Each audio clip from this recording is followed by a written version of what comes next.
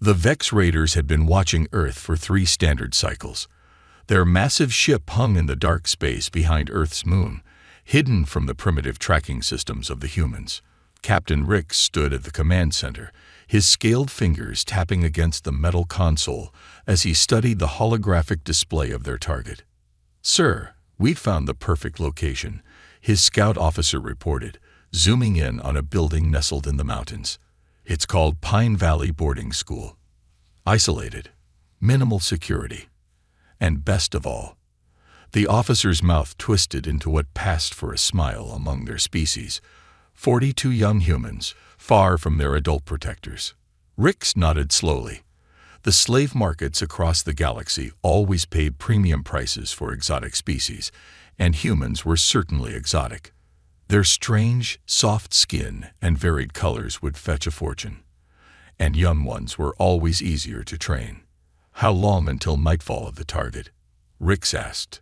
2 Earth hours, Captain. Prepare the stealth shuttles. I want this quick and clean. No traces. The raid began at exactly midnight Earth time. 3 black shuttles descended silently through the atmosphere, their advanced technology making them invisible to both radar and the naked eye. They landed in the school's sports field, the wet grass beneath them frosting over from their cold engines. 20 raiders moved with practiced efficiency. They had done this on 100 worlds, though never on Earth. Their intel suggested humans were a relatively peaceful species, only recently discovering faster-than-light travel. This would be easy. The first sign that this raid might be different came when they tried to stun the first adult they encountered, a night guard. The standard neural disruptor took 3 shots to bring him down, when 1 should have been enough. The guard even managed to reach for his communication device before collapsing. Their nervous systems are more resistant than expected. The team leader whispered into his comm, "Adjust disruptor settings to maximum." They moved through the dormitory halls, their footsteps silent thanks to their gravity dampeners. The first room they entered contained 4 sleeping children. The raiders moved with practiced precision, quickly stunning each child before they could wake. But in the second room, they faced their first real challenge. A young human boy, no more than 12 Earth years old, was already awake, reading something under his covers with a small light. He saw them enter, and instead of freezing in fear like most species would, he immediately threw his heavy reading device at the nearest raider's head with surprising force. "They're here. Everyone wake up. Call the police." The boy screamed before they could stun him. Alarms began blaring throughout the building. The raiders had to move fast now. They grabbed children quickly, not bothering to be gentle anymore. Some of the older ones fought back with unexpected strength. One girl even managed to break a raider's environmental mask with a metal water container she kept by her bed. 15 minutes until local authorities arrive. The ship's AI warned through their comms. In the end, they'd managed to capture 12 children before they had to retreat. As they lifted off, Rix watched the chaos below through the shuttle's cameras. He saw adults running out of buildings, some foolishly firing primitive projectile weapons at the already cloaked shuttles. He noticed something odd. The adults were running toward the danger, not away from it. How strange. Back on the main ship, as they prepared to jump to hyperspace, Rix inspected their catch. 12 human children, aged between 8 and 12 Earth years, all now secured in stasis pods.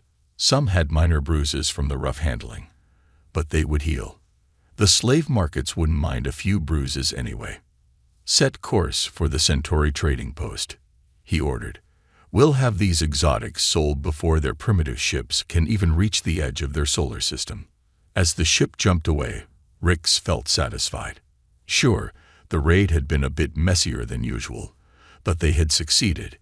He had no way of knowing that he had just made the worst mistake of his life, and that his actions would soon become a cautionary tale told across the galaxy. The 12 stolen children slept in their stasis pods, unaware that they were about to become the center of a story that would change how the galaxy viewed humans forever. Captain Mark stood at the bridge of the Galactic Peace Corps ship, Star Guardian, reading the emergency report for the 5th time. His hands gripped the tablet so hard that his knuckles turned white. 12 children, taken from Earth, his home world.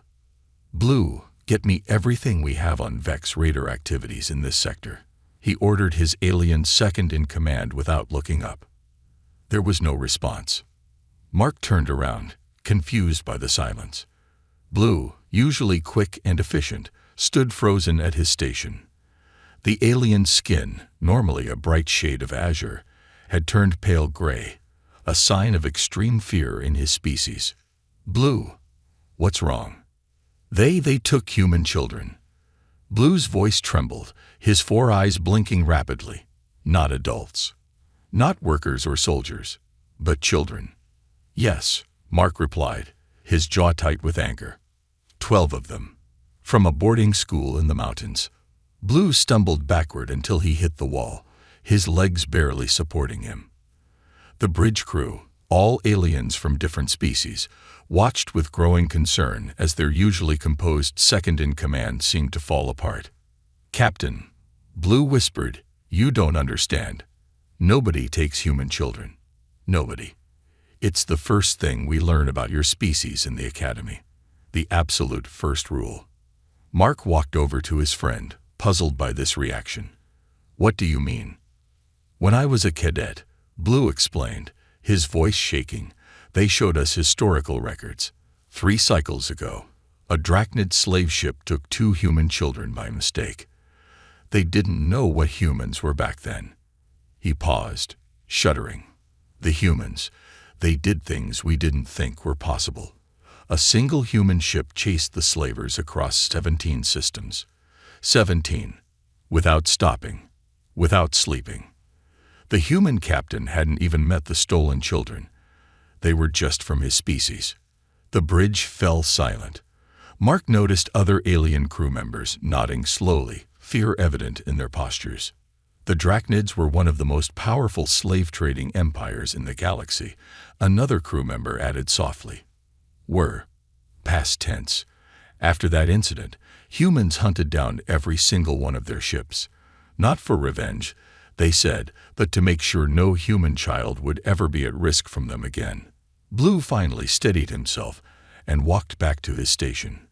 Captain, we need to warn the Vex. They don't know what they've done. They don't understand what's coming.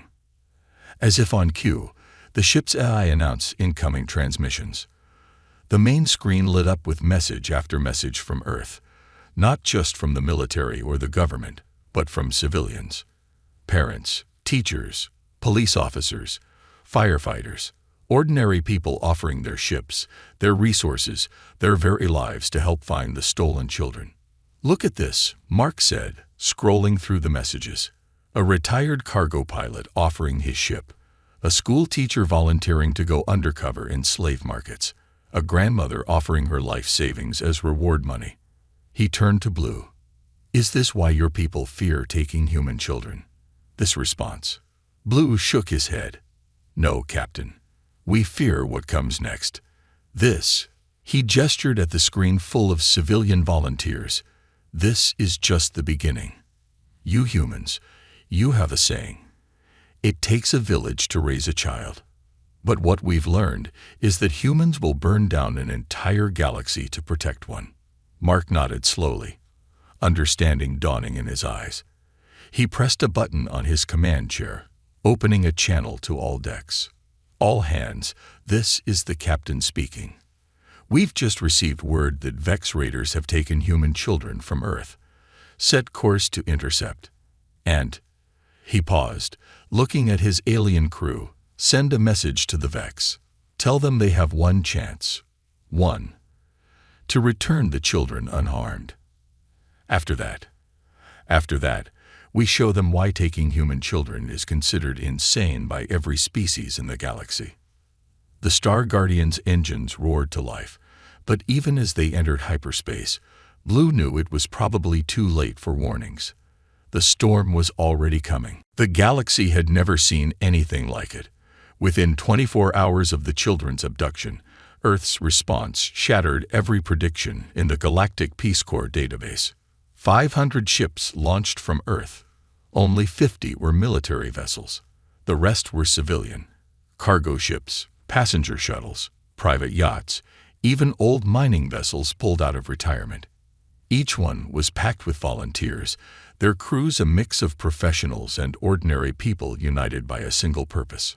On the Star Guardian's bridge, Blue watched the radar screen with growing amazement. "Captain, I don't understand. These civilian ships, they have no weapons, no military training. What do they think they can do against armed raiders?" Mark smiled grimly. "Blue, let me tell you about something that happened on Earth long ago." The 3-year-old boy fell into a deep well. For 15 days, thousands of people came from all over the country. They dug with machines, with shovels, with their bare hands. Nobody asked for payment. Nobody gave up. They dug until they found him. Did they save him? No. Mark's eyes hardened. But that's not the point. The point is that humans will try the impossible when a child is in danger. And now we can reach the stars. The radar beeped again. More ships were joining the search, not just from Earth, but from other species too. The Andorians sent their fastest scouts. The Matrix Collective offered their vast network of trading posts to spread the word.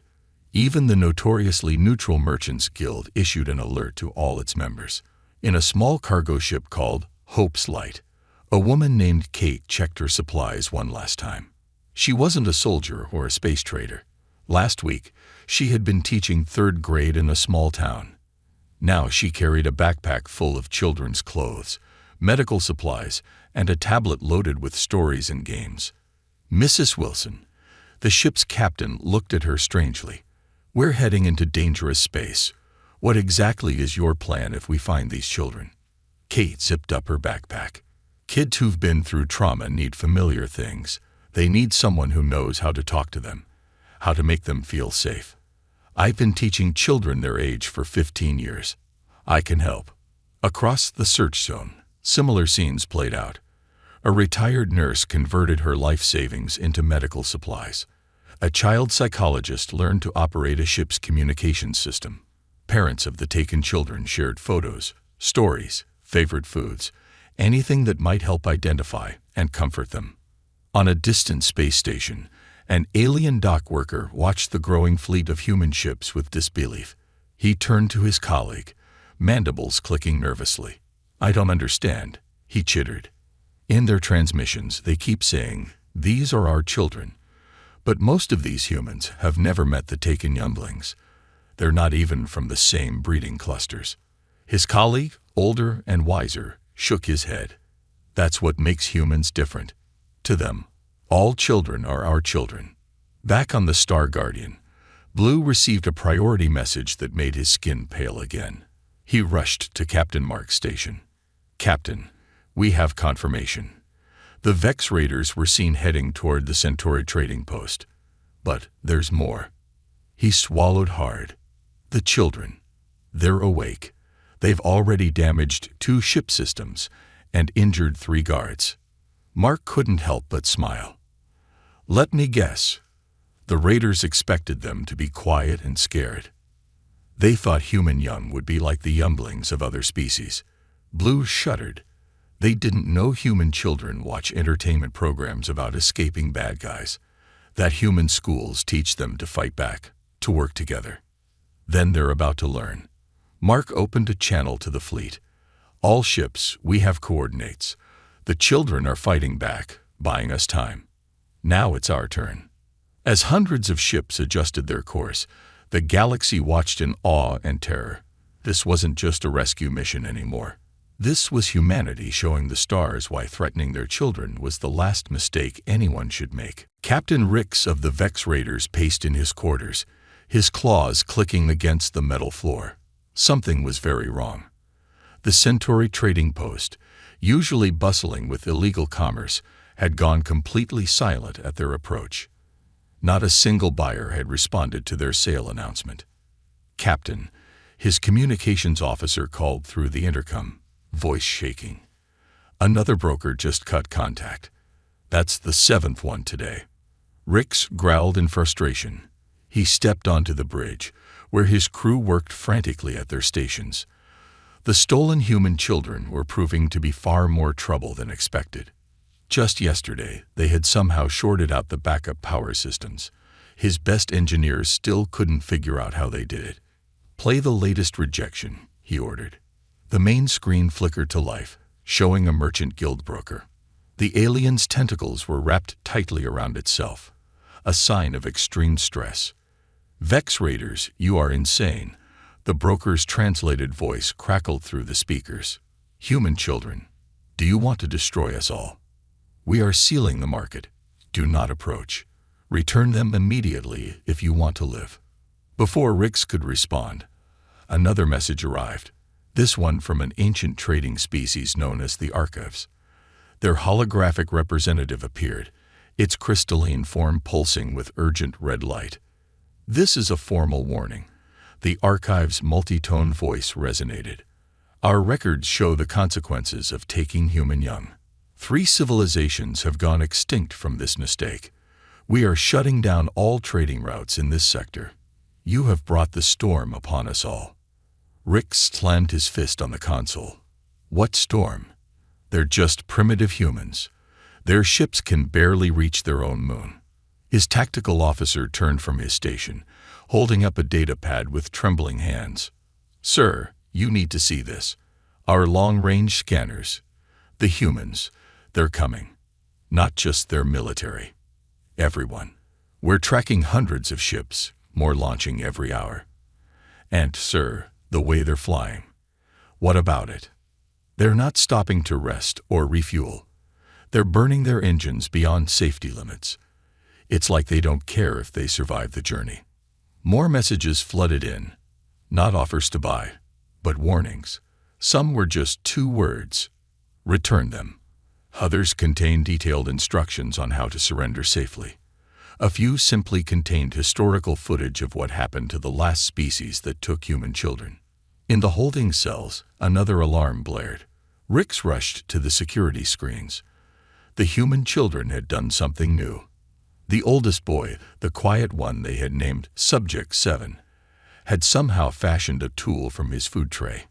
Instead of trying to escape, they were scratching something into the cell walls. "Zoom in on the markings," Rix ordered. The camera focused on crude letters. "Mom, Dad, if you see this, we're okay. We're staying together. We remember the drills." "What drills?" Rix wondered aloud. His cultural expert, who had been unusually quiet lately, finally spoke up. "Sir, I've been studying their entertainment broadcasts. They're young. They're trained from birth. They have something called stranger danger protocols. Their schools practice lockdown drills. Even their entertainment shows teach them how to resist capture." The ship shuddered suddenly. Another system failure. In the cells, the children had started singing something. The translation software took a moment to convert it. The wheels on the bus go round and round. The same song, over and over. The guards were getting nervous. Nobody sang in captivity. Nobody. A final message came through, this one different from the others. It was from a human captain named Mark. "To the Vex Raiders. Look around. Notice how every legitimate business is shutting down. How every trading post is closing. That's not because of us. That's because they know what's coming. You don't understand humans yet. We're not just coming to save our children. We're coming to make sure nobody ever thinks about taking our children again." In the cells, the singing got louder. The children's voices echoed through the ship's corridors, and for the first time in his life, Captain Rix felt real fear. Tom sat in the corner of the cell, his 12-year-old mind working faster than ever before. The aliens had made 3 big mistakes. First, they thought children were weak. Second, they didn't take away their shoes. And third, they put all 12 kids in the same cell. "Remember what Mrs. Roberts taught us about spaceships?" He whispered to the group huddled around him. "Every ship needs 3 things: power, air, and water. We already messed up their power. Now we work on the air." Lisa, the youngest at 8 years old, raised her hand like she was still in class. "I'm scared, Tom. But I remember what we learned in safety class. Make trouble. Be loud. Don't make it easy for the bad guys." Tom nodded, smiling at her. In the 5 days since their capture, the children had turned their fear into action. They weren't just prisoners. They were a team. Each one had a job, even if that job was just singing annoying songs to drive the guards crazy. "Jack, show them what you found," Tom whispered. Jack, 10 years old and already a computer enthusiast, pulled out a small glowing wire he'd stolen from the food delivery slot. "The aliens use these for everything. They're like computer veins. And guess what? They're not much different from the robotics kit I got for Christmas." The alien guards watched through their cameras, growing more confused by the hour. The children weren't crying or begging. Instead, they were organizing. The quiet one they called Subject 7 was clearly the leader, but each child seemed to have a specific role. In the ship's security center, Guard Captain Zex reviewed the footage with growing concern. "Look at this," he said to his fellow guard, pointing at the screen. "The small female, Subject 12, keeps singing the same songs. But watch the others. Every time she starts singing, 2 or 3 of them move to different positions in the cell. They're using the songs as signals." "But they're just children," his colleague protested. "Their minds shouldn't be developed enough for such tactics. These aren't like any children we've transported before. Watch this." He played another recording. The children were playing what looked like a simple jumping game. But when they slowed down the footage, they could see the children were using the jumps to measure the cell, counting steps, marking distances. Tom gathered his team again as the night cycle began. "Mike, what did you learn about the air vents?" Mike, who had been mapping the ventilation system by throwing bits of food into the air and watching them move, pointed to the ceiling. "The air flows that way during sleep time, and the bad smell from our accidents goes straight to the bridge." The children giggled. Their accidents weren't accidents at all. They had deliberately clogged the waste system, causing a terrible smell that forced several guards to leave their posts. "Good," Tom said. "Now remember what Principal Turner always says. Teamwork makes the dream work. We stick together. We keep causing trouble. And we never, ever give up, because we know they're coming for us." In the ship's command center, Captain Rix watched the children with growing unease. His security chief had just reported another system failure. Somehow, the children had created a makeshift tool from their shoelaces and bits of their food trays. They'd used it to short out another power conduit. "Sir," a guard called out, panic in his voice. "The children, they're singing again. All of them. But this time, it's different." Through the speakers came a chorus of young voices, singing the song that made the alien scales stand on end. 99 bottles of milk on the wall, 99 bottles of milk. "What's wrong with that?" Rix asked. "Sir, they've been counting down. They started at 999. It's like they're counting down to something." In the cell, Tom smiled as they sang. He knew something the aliens didn't. Human children were never truly helpless. Years of school safety drills, stranger danger lessons, and even their games had prepared them for this. They weren't just waiting to be rescued. They were helping with their own rescue. The Vex Raiders ship dropped out of hyperspace near an abandoned mining station. Captain Rix had hoped to hide there, to buy time to think. Instead, he found something that made his blood run cold. Hundreds of ships filled the space around the station. Not military vessels.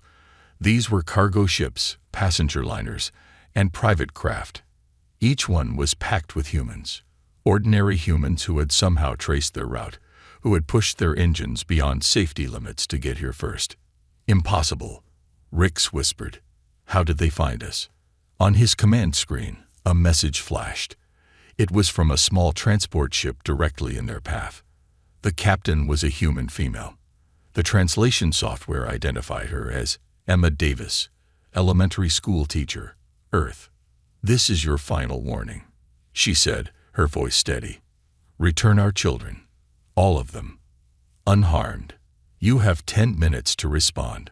Rix laughed, though his crew noticed a hint of hysteria in it. A teacher. They sent a teacher to threaten us. His tactical officer spoke up, fear evident in his voice. Sir, you don't understand. I've been monitoring their communications. That woman, she's not just a teacher. She taught 2 of the children we took. And she's not alone. The officer brought up more images. A nurse who had treated one of the children for a broken arm last year. A librarian who used to read stories to another. A bus driver who took a 3rd child to school every day. Regular humans with no military training, no weapons, no tactical experience. Sir, Blue's voice came through their communications channel. He was aboard the Star Guardian, which had just arrived with the military fleet. Please, surrender now. You don't understand what's about to happen. There's civilians. Rix shouted back. What can they possibly? He never finished the sentence. The human ships started moving, not in the chaotic way of civilian vessels, but with perfect coordination. They were forming a blockade, sealing off every escape route. Captain, his science officer called out, I'm detecting massive energy readings. They're overloading their engines. If they explode. They wouldn't, Rick said. They'd die too. Blue's voice came through again, softer now. You still don't understand humans. That teacher. She used to check under those children's beds for monsters. She promised them nothing bad would ever happen to them in her care. To her, and to every human out there, keeping that promise is worth any cost. More ships appeared. The military vessels were holding back, letting the civilian fleet take the lead. On the security screens, the children had gone quiet. They had stopped singing, stopped causing trouble. Instead, they sat in a circle, holding hands, smiling. Sir, the tactical officer reported, the humans are broadcasting something. It's being played on all frequencies. Through the ship's speakers came the sound of countless voices, parents reading bedtime stories, teachers calling attendance, children laughing on playgrounds, the simple, everyday sounds of human childhood. Please, Blue tried one last time. Look at your screens, those civilian ships. They're being piloted by parents, teachers, nurses, coaches, humans who spend their lives protecting children. You took their children. There is nothing in this galaxy more dangerous. A new message appeared, this time from Captain Mark. Time's up. Remember, you chose this.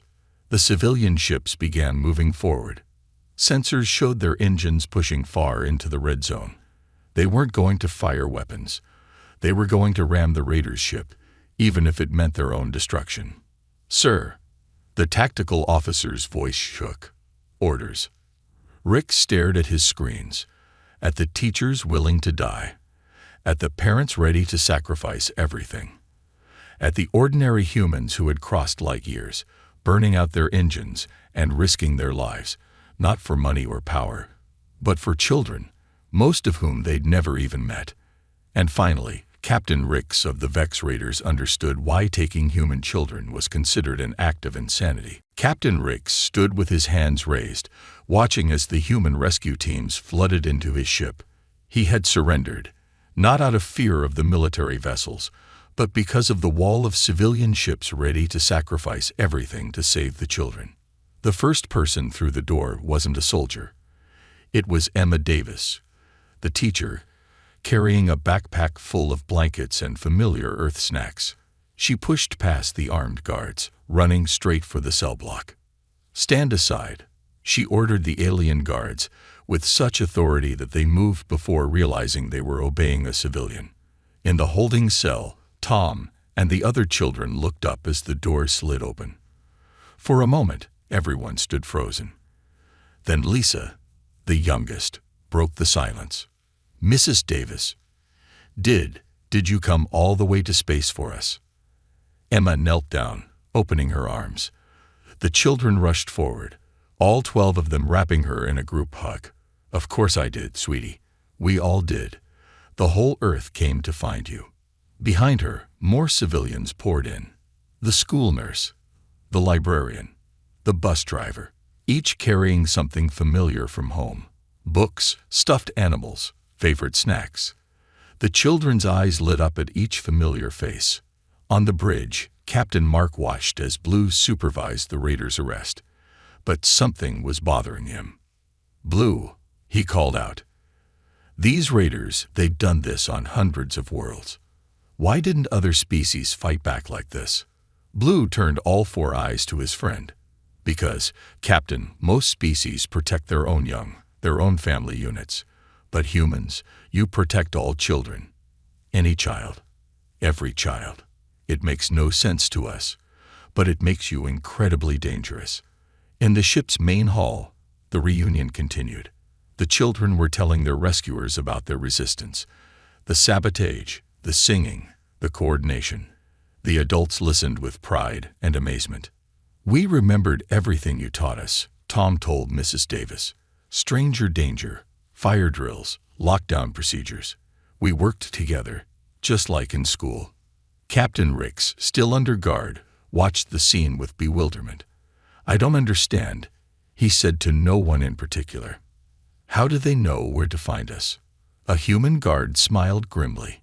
"You can thank the kids for that. Those songs they kept singing. They were counting down the hours based on the ship's engine vibrations. They figured out your course from the sound of the hyperspace jumps. Tom, they're used to build model rockets. He knows about space travel. They sent us the clues and the messages they scratched on the walls." In the medical bay, as doctors checked the children, more civilians arrived. Not just from Earth, but from human colonies across space. They brought gifts, offers of help, anything to make the children feel safe again. "Captain," Blue reported, reviewing the final damages. "The children caused more harm to the ship's systems than any military action could have. They turned their prison into a command center. They transformed their fear into a weapon." Mark nodded. "That's what makes humans different, Blue. We teach our children to be brave, to fight back, to work together. And we never, ever stop looking for them." Days later, in the Grand Hall of the Galactic Peace Corps headquarters, representatives from every spacefaring race gathered. They were updating the official guidelines for contact with humans. At the top of the list, in bold letters, "Under no circumstances are human children to be targeted, threatened, or harmed. Doing so will result in immediate and overwhelming response from not just human military forces, but from every human within reach. There is no defense against a species willing to cross galaxies, burn out their ships, and sacrifice everything to protect not just their own young, but any child in danger." And in the files of every spacefaring race, a new story was added to their training. The tale of 12 human children who helped rescue themselves, and the ordinary humans who crossed the stars to find them. It became known across the galaxy as the reason why you never take human children. The Vex Raiders ship was turned into a museum, and on its walls, visitors can still see the messages scratched by the children, reminding the galaxy that human young are never helpless, and human adults will cross the universe to protect them.